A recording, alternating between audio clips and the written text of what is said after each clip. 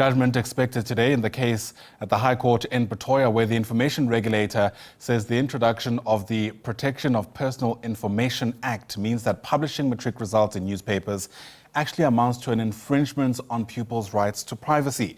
The regulator filed an urgent application to prevent the Department of Education from releasing these results in the papers this year. According to the regulator, the department's plans to put these results in the papers violates the POPIA, even if only exam numbers are used. Patricia Visagie is watching developments and joins us now live from Pretoria. And Patricia, the judgment we're expecting today is around urgency. Definitely around urgency is the interdict that has been sought by the regulator. Does it qualify to obviously pass the urgency mark? Yesterday we heard the back and forth arguments between the different legal teams venting into this particular aspect, whether it should be granted on an urgent basis. Ultimately, you would know that the regulator wants the court to obviously give them powers to interdict the Department of Basic Education's decision to release the matric results the traditional way, and that is through the newspapers. And rightfully so, as you have just mentioned, the regulator is ultimately saying that the POPIA Act has to be respected. It is constitutionally binding, and by releasing these results the traditional way, it means that there is an unlawful culture that has been persisted over the years, and they are coming in to say that things now need to be rectified, and ultimately arguing that the department has not received consent from all the matriculants to have their private information put in the public domain, and they're seeking for an alternative method, a method that they believe would be compliant with the POPIA Act. Of course, there are alternatives such as an SMS line that they say can be used to release the matric results, or another one could be for the matrics to go and collect their results physically at the various schools. So, of course, that is what they are saying. But Judge Ronald Tome has the last say. We will hear in a bit whether she will be granting the order in favor of the regulator, or whether the previous order, the 2022 order, is sustained, whether that order is still binding. You would know that this matter is not really that new. It repeats itself in court. 2022 we had the same, and of course AfriForum at the time won that court, but an order was issued that allowed the Department of Basic Education to continue with the status quo of releasing the matric results the traditional way. But of course the regulator saying that things need to change. The law has to be respected.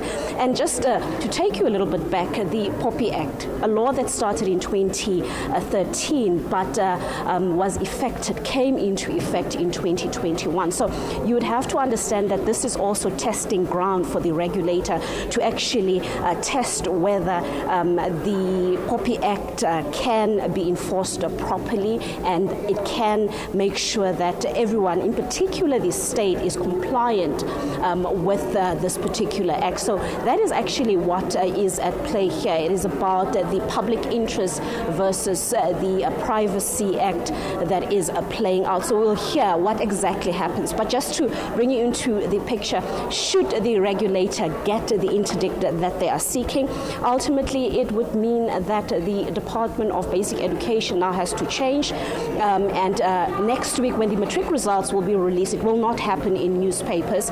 But the department has made it very clear that whichever order is granted here today, whichever format the court decides should be the way forward, they're ready to release the results. They've got proper resources, manpower in place, so there will be no glitch. They are ready to hit the ground running.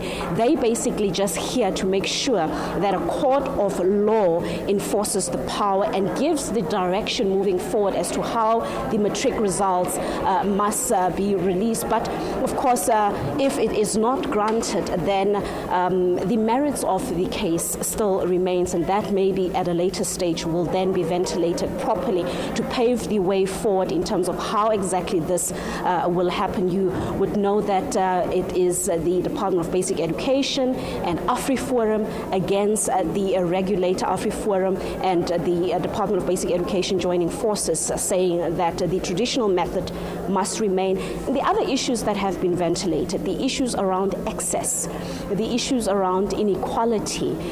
Will the learners in your far-flung areas, your rural areas, where there are network challenges, infrastructure challenges, will they have the same privilege to access their matric results immediately as perhaps those in the urban areas? Will they not be disadvantaged if the order is granted in favor of the regulator? And are there enough provisions made to make sure that everybody is catered for, no one is left behind, and obviously that this process of releasing the matric results is not compromised? You would understand that this is a very important time of the year for the matriculants.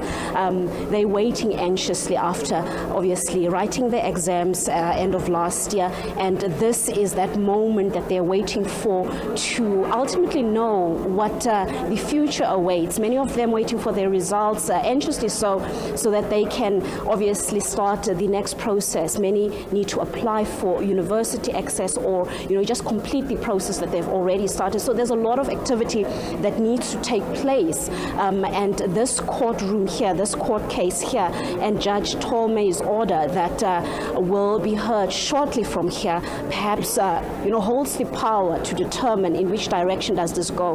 But ultimately, urgency. Is this application urgent? Will it be granted on an urgent basis, or will she reject the urgent argument? And how exactly does that influence the results? Will she come up with perhaps a middle ground as to how exactly moving forward must this particular matter be released? Because the regulator is very firm on the fact that the law cannot be ignored.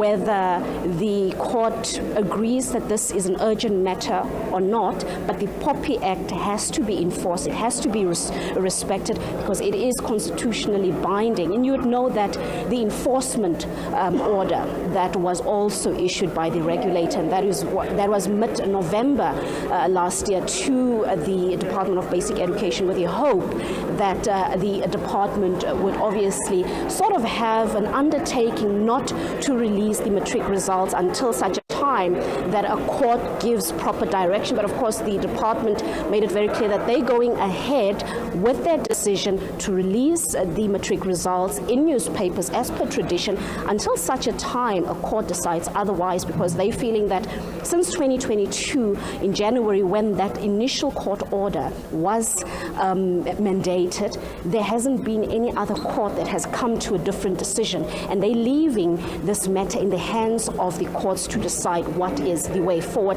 AfriForum also coming in, talking about culture, tradition, saying that they feel that culture and tradition needs to be upheld, that the matric results has always been sort of something that South Africans as a collective look forward to, and they want that to be upheld, and they see that the newspapers is the best way. Education also saying that should the order be in favor of the regulator, ultimately they see that it's only the media that would be the biggest losers, as the media has already made provisions to have the matric results published in the newspapers. And if there is a different decision here today, it is the media that would ultimately be compromised, not the basic education department, not the matriculants.